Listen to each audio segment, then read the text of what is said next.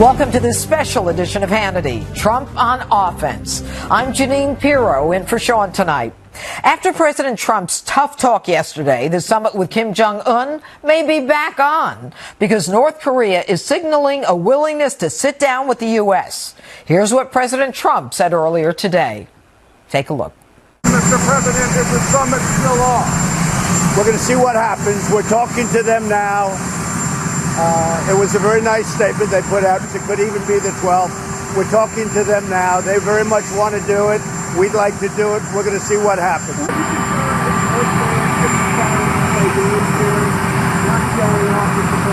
John, everybody plays games. You know that. President Trump also tweeted today, quote, "Very good news to receive the warm and productive statement from North Korea. We will soon see where it will lead, hopefully to long and enduring prosperity and peace. Only time and talent will tell." Secretary of Defense James Mattis is also saying the two sides may come to the table. Take a look. Got some possibly some good news on the Korea summit where it may, our diplomats can pull it off and they have it back on even. Our president just sent out a note about that a few moments ago. I want to let you all know that's a usual give and take, you know, of trying to put together big summits and stuff. So diplomats are still at work, and from our point of view here at the Defense Department, that's a fine thing. The president also touted America's increased military might during an address to the U.S. Naval Academy. Take a look. We have begun the great rebuilding of the United States military. We have ended the disastrous defense sequester. No money for the military. Those days are over.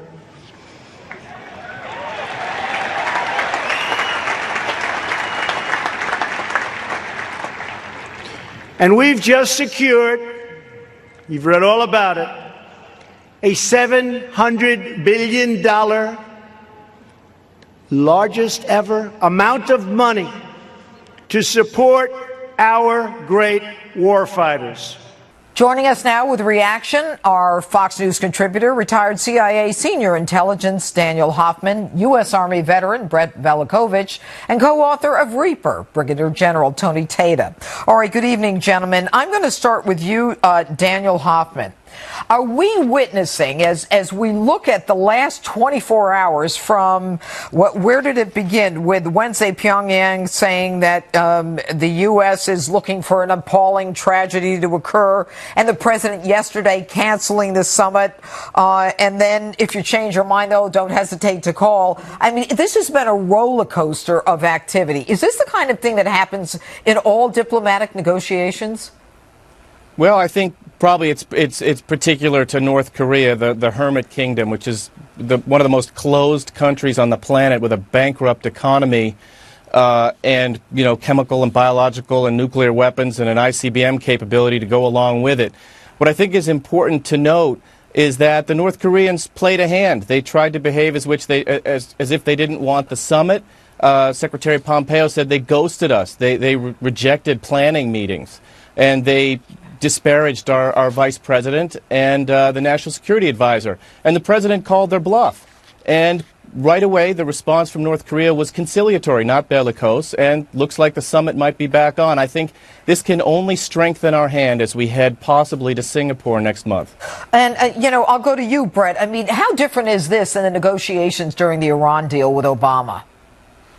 Well, it's a lot different. I think if we've learned anything in the last 24 hours is that the president's chess move worked. I mean, look, if this was the same administration that worked the Iran deal, we'd be begging and pleading for them to come to the negotiation table over and over again just to get them to sign some paper, you know, that's a weak deal in the end. And so what we're seeing here is a very significant event that is playing out on the world stage. And I think the president, in the end, did the right thing here. And General Tata, you know, it was interesting listening to Secretary of Defense Mattis talk about, you know, we've possibly got some good news. How involved is the military in the negotiation stage? It was kind of interesting seeing Mattis up front there. Well, I think that's very deliberate on the president's part. The military is the teeth behind the diplomatic effort, the information effort, the economic effort that's going on here. And the president is masterfully synchronizing all of that.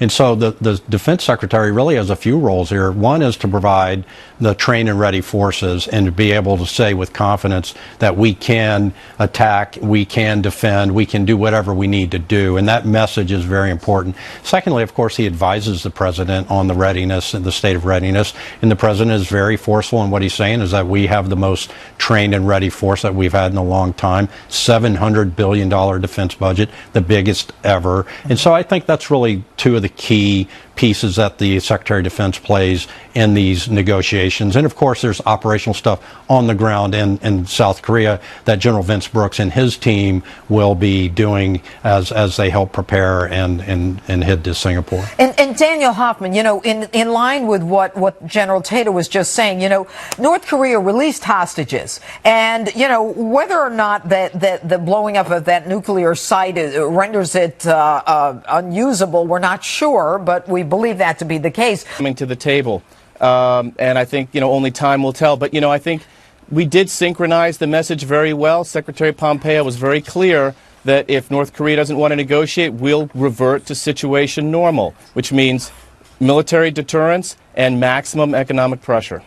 All right, and then to you, Brett. I mean, the demilitarization. Okay, a lot of North Korean leaders have promised that. How do we verify it? Economic modernization. He has to convince Kim Jong-un that he can still preserve his regime and give up nuclear weapons in the process. You know, he makes a very good point, General, and that is, it seems at this point that North Korea is doing all the, you know, the moves right now. Well, I think, you know, if you look at the letter that North Korea sent back, got a Western education, and he came to power with really two visions. When his father and grandfather came with a, you know, self-reliant nation, a powerful military, Kim Jong-un came with nuclear power and economy, a strong economy. And so he may be willing to trade off the nuclear power if we come in and with build the infrastructure. And remember, you know, there are some families that are still divided from the demarcation line, and they're the same people, the same work ethic, and that North Korea can become an economic powerhouse, and this could be the end game for Kim Jong-un and President Trump. Okay, and you know, Daniel Hoffman, you know, one of the things that I found so interesting was that Kim Jong-un, I mean, he seemed to be almost have, you know, schizophrenic personalities. One day he's off the wall, he's Rocket Man, and the next day, you know, he wants to reunify and connect with South Korea and the games and his sisters out there. He didn't go, or his people didn't go to a meeting where they were supposed to set up the actual logistics for the meet. There are some reports that he was afraid of being knocked off. Can you talk about that? Yeah, you know, that's certainly a challenge for our intelligence community, and the intelligence community, CIA, NSA in particular, will play a very important role in providing the intelligence to this administration and to the president on what exactly Kim Jong-un is thinking, and including some of the elites who may be influencing his behavior. That's a theory that's out there. It's certainly possible that some in his coterie were concerned that he was moving a little bit too fast, and they wanted to put the brakes on him, though I would caution everyone that Kim Jong-un is in pretty strong control. Remember, he has a habit of killing those who threaten him, including with VX in a Malaysian airport. So I think he has some pretty strong control over his country, and that may simply be a story that was let out as a feint, and it might not really. Nobel Peace Prize? Oh, absolutely. I think this is the art of the deal. I think the president, though, wants this for the world, not for the Nobel Peace Prize. He wants this for the world. And he has said it was the will of the American people. We'll explain and get reaction from Greg Jarrett, Tom Fitton, and Charlie Hurt. That and more as this special edition of Hannity continues. It looks like a very serious event, but we'll find out. When they look at the documents, I think people are going to see a lot of bad things happen. I hope it's not so, because if it is, there's never been anything like it in the history of our country. This was a terrible situation. What we're doing is we're cleaning everything up. It's so important. What I'm doing is a service to this country. We now call it Spygate. You're calling it Spygate. A lot of bad things have happened. Welcome back to this special edition of Hannity. That was President Trump earlier this week going on offense against the deep state. And the president didn't stop there. He wrote on Twitter today, quote, "The Democrats are now alluding to the concept that having an informant placed in an opposing party's campaign is different than having a spy, as illegal as that may be. But what about an informant who was paid a fortune and who sets up way earlier than the Russian hoax?" The president then wrote, quote, "Can anyone even imagine having spies placed in a competing campaign by the people and party in absolute power for the sole purpose of political advantage and gain? And to think that the party in question, even with the expenditure of far more money, lost." The president's comments are causing people like former CIA Director John Brennan to lash out. Take a look. What's the difference between an informant and a spy? Well, first of all, I think it's very typical of Mr. Trump to mischaracterize. He's a master of mischaracterization and dishonesty. But again, this is something that Mr. Trump is, as you said, masterful at in terms of twisting the truth in order to support his narrative. A lot of people are complaining that the FBI and the CIA and others didn't do enough to try to uncover what Russia was doing. Well, this is exactly what the FBI was supposed to do, and thank goodness they did it. Joining us now with reaction is the author of the upcoming book, The Russia Hoax. Fox News legal analyst Greg Jarrett, Judicial Watch President Tom Fitton, and Washington Times columnist and Fox News contributor Charlie Hurt. All right, Greg, I'm going to start with you. Did the FBI have a legal basis to start a criminal investigation? Did they even have a sufficient intelligence basis to launch an intelligence probe? They had neither, and the evidence is abundantly clear. And yet they launched this dilating investigation into then-candidate Trump. They continued it with President Trump. And so the president is rightly outraged, and I'm happy he's expressing it, that they essentially used a spy to infiltrate his campaign, to elicit and induce and entrap people into saying incriminating things. If it was done for purely political reasons, and it appears it was, that is a crime. It's called abuse of power, deprivation of rights under color of law. They were depriving candidate Trump of his constitutional rights, his right to privacy and Fourth Amendment rights. Okay, and Tom Fitton, I'm going to go to you. You know, there's a lot of talk about an informant and a spy. What is the difference between an informant and a spy, if there is one at all? There is no practical difference. It's gamesmanship on the part of the Obama administration.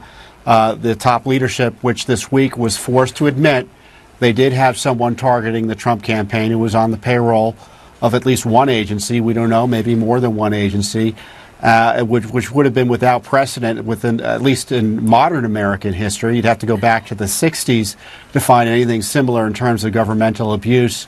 And when you hear Clapper and Brennan and Comey and the rest complain and criticize President Trump for highlighting their corruption, you're looking at a list of people who have, in my view, significant criminal and civil liability over what went on their watch during the Obama administration and after. And you know, and when you hear Brennan go crazy and attack Trump like he is, you have to wonder why on earth why on earth was he ever allowed near any counterintelligence investigation related to Mr. Trump? He obviously hated him, and it explains why things went off the rails they did under the Obama administration. And you know, Charlie, when Tom says they obviously hated Donald Trump, I don't think that it could be any clearer. You had a whole cabal at the top of the FBI and in the intelligence community there who hated Donald Trump. And yet a year ago when Devin Nunes, and when it appeared that, you know, there was something cooking here, and they thought that, you know, the president was wearing a tinfoil hat and Devin Nunes was off his rocker, you know, it's all coming to fruition. Oh, it really is. I mean, remember, everybody thought that Devin Nunes was behaving bizarrely, and he was meeting with intelligence officials in various secure locations at the White House grounds, and all of the press was making fun of him. And what we're seeing today is that basically all of the concerns that he sort of hinted at back then, over a year ago, have come to fruition. And as Tom pointed out, even the Democrats are having to acknowledge that yes, indeed, they did insert a spy into the political campaign, and I think it is absolutely unprecedented. We've heard of hints of this kind of thing back during the 60s and 70s. Right. It was not. I would argue it's not nearly as bad and as extensive as this, because among other things, these people are actually going. They were actually actively punishing their political opponents, which is shocking. It is shocking, and the amazing part of it, Greg, is that you've got the Republicans now are looking at some people whose names we've only heard of. Bill Priestap, he's a guy who was the assistant director of the FBI counterintelligence. He was Strzok's boss. He helped change the name from gross negligence to extremely careless. Sure. And then you've got Michael Steinbeck and John Giacalone, or whatever his name is. These are people at the upper echelon of the FBI being called before Congress. Do you think they're going to take the fifth? Do you think they're going to tell us what happened? So far, they've been obstructing. The Judiciary Committee has for a year been trying to question people, high-ranking officials of the FBI, and the FBI has been refusing. That is obstruction of Congress. It is a classic trope for people to claim that the FBI cannot talk about a pending investigation. That is true except for Congress, which has a constitutional duty and a right under a lawful subpoena to obtain this information and testimony. It's obstruction of Congress to fail to comply, and the president is right to demand, as chief executive of the executive branch, that the DOJ and the FBI comply with the law. All right. And Tom Fitton, I've given you a lot of credit in the past. You have done things that Congress hasn't been able to do. I mean, it's your determination and your perseverance in trying to get records under FOIA that has gotten things that Congress hasn't even been able to get. So, right now, we've got the FBI and the Department of Justice, as Greg says, who they're stonewalling, slow walking, and saying they don't have records when, in fact, they do have records, and they have been lying. What does the president do at this point? He is the chief executive. The FBI and Justice Department are under him. What should he do to get this information out? He should order a mandatory declassification review of the documents within a reasonable amount of time, and have his lawyers in the White House counsel's office or some outside experts that he trusts review these records on any withholdings they actually want to follow up on, to make sure nothing's being withheld improperly. We've got these FOIA cases out there now. I mean, we're waiting on the text messages. There's a process now in court for these various text messages. He could order the Justice Department and the FBI start complying with the transparency law. These agencies don't think they answer to the president, and they don't think they answer to Congress. And I think what they're doing here, Judge, is they're protecting the Mueller operation, which has its origins in all of this spying and FISA warrants, national security letters where they're taking up the phone records of the campaign, unmaskings, and the use of the Clinton DNC dossier. That's all part of Mueller's operation now, and that's why they're resisting Congress, because they know if that gets uncovered, Mueller's operation ends. Tom, I have been very critical of the fact that the Republicans are not doing anything. I mean, I'm not being critical of those in Congress who are doing as much as they can, but it is time to get this thing rolling. It is time for consequences, accountability. That's why Donald Trump is president. And so, I'll go to you, Charlie. I mean, what do you say to those people who say, oh, these are just more hearings to make the Democrats look bad or to force these people to testify to things they don't want to testify to and that are protected national security issues? They're stalling is what they're doing. They're all stalling. And, you look back at all the egregious things, I would say call them crimes, that were committed during the campaign and after the campaign. Why did they do it? The reason they did it with such abandon was because they thought that Hillary Clinton was going to win the election and none of this would ever come to light. And it wouldn't matter. We know that. So what do we do now? And they're doing the same thing now. And they think that they're going to win control in November, and the Democrats will, Right. and they can then go and cover all of it. I think that Tom Fitton's exactly right. The president should begin declassifying everything. They should blow everything out into and have an absolute showdown, because these people do work for the executive branch. They are answerable to the legislative branch. Okay, and Greg, the final question to you. The significance of Strzok not testifying, is he cooperating?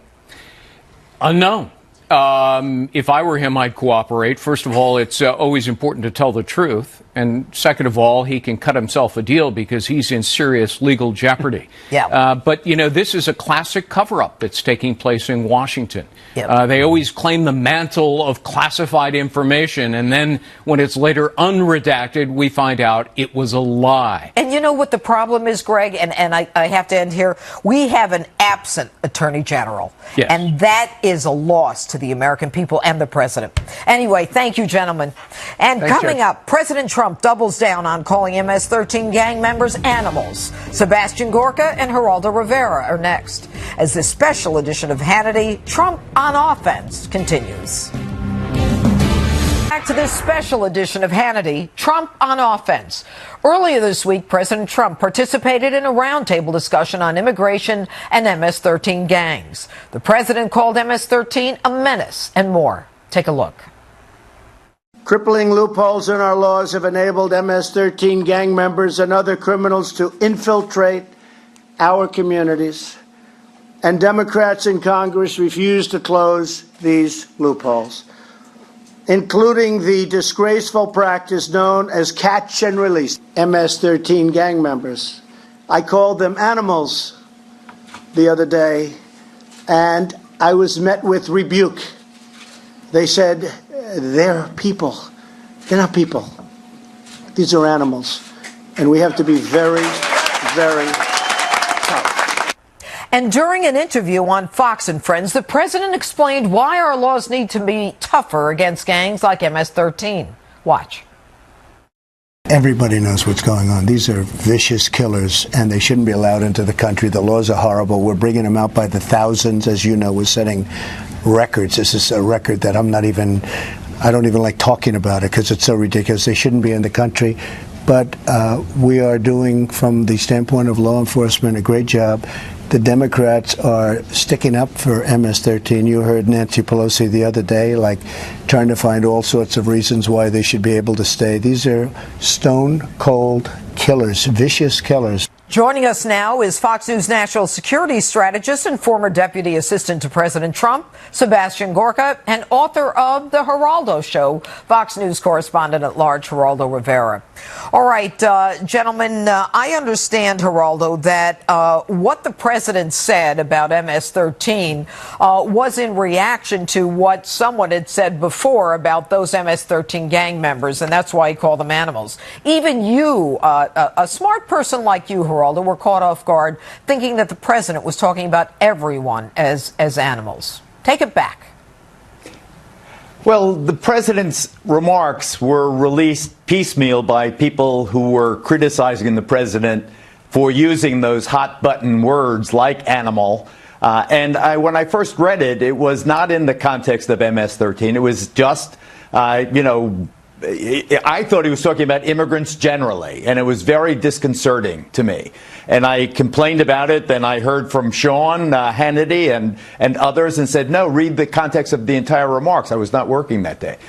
So I read the context of their remarks, and then I quickly amended my statement. I still think that when you use hot button words like savage or animal, you've got to be extremely careful that you're not demonizing an entire group. And I think that that's what the Democrats seized on. I think the president, in some cases, creates more problems for himself than it's worth. But I do believe that every effort should be used to crush MS-13. The president's absolutely right. They are a menace, just as the Bloods are a menace and the Crips are a menace. These other, just like the mafia was a menace and the Russian mob is a menace. They are horrible people. They have no right to be in the country. They want them behind bars or deported for sure. We just have to be careful not to paint with a broad brush, Judge. You know, Dr. Gorka, when I was a judge, I sentenced someone. As I recall, I think it was a murder sentence. And I called the guy an animal. And I said he belonged in a cage, which is where I was sending him at the time, to prison. And I got a lot of heat for that.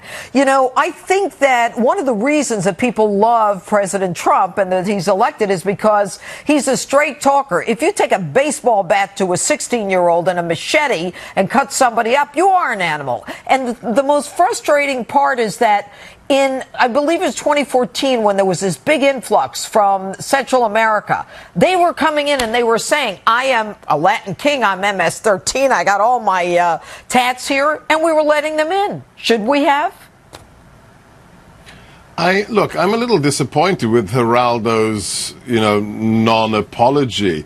Geraldo, you've met the president. How can you even posit for a millisecond that he thinks all immigrants are animals? He's married to an immigrant. It's absurd. The fact that he was taken out of context isn't an accident. The New York Times and CBS had headlines where they said he called undocumented immigrants animals. That's a lie. These people are animals. He talked about MS-13 gang members. This is an organization that its name comes from the violent initiation ritual that you have to go through to become one of their killers. So, yeah, Judge, it's amazing to have a president who finally talks the truth and has common sense, and that's why he connects with the American people who know these people are killers and animals. Geraldo, should President Obama have let them in knowing who they were? And everybody knows that to be a member of MS-13, you need to kill somebody and generally rape someone in front of someone else and then kill her.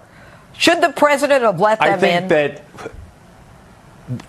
I think that historically, Judge, we have to set the stage here. It wasn't until 2004 I want to talk about Obama. Wait a second. No, I'm asking the questions. I know, but I want to talk about MS-13. MS-13 was really identified as this menacing organization relatively recently in 2004 during the George W. Bush administration. When I was a DA, I knew they were animals. In 2014, we all knew they were animals. Now President Obama lets them in and says you've got to let them in 2014. I think that the problem with inflammatory remarks like let me finish my sentence. Go ahead. The problem with inflammatory remarks like Dr. Gorka's attack on me just now is that it obscures the big issue. What is the big issue? We as lawyers and people who care about law and order, we want the federal, state, and local governments to use every tool in their possession to crush these criminal organizations. They are organized criminal organizations who have no place in American society. Right. We want them crushed. Immigrant or documented, undocumented. No kidding. So what's your point? Legal citizens, gangbangers have to be crushed. They have no place in American society. Right. My point is very simple. When you talk about MS-13, a tiny sliver of the 11 million odd undocumented immigrants, the danger is that you paint with a broad brush and it has a racist connotation. You know it. It isn't baloney. It isn't baloney. You may not agree with me, but it is. Why do you think the Democrats had the opening to attack the president, taking him out of context? Because they lie all the time. Because you've got to be extremely careful. No. It's just like the Italian people complained so bitterly for so many decades how they were being painted by the broad brush of mafia. It was a stigma that weighed heavily on the Italian-American community.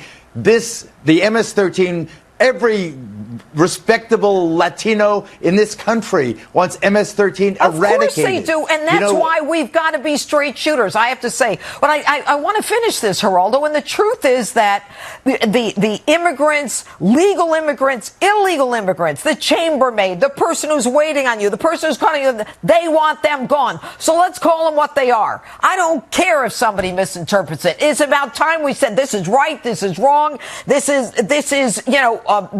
legal, this is illegal. I just want us to stop making everything about right, left, red, blue. This is something that everyone should stand united. Latinos come to this country, the vast majority law-abiding, hard-working. They want to be part of the American dream. They don't want these to be, rapists and murderers. Yep. Every and survey indicates the vast majority. They work hard and they stay here, and nobody's looking to get rid of those people. It's the criminals and the animals of MS-13. And you and I are absolutely in sync, as we usually are. Coming up. Thank you, Geraldo. President Trump continues to call out obstructionist Democrats. We'll play you the tape and get reaction from Charlie Kirk, Doug Schoen, and Gina Loudon as this special edition of Hannity continues.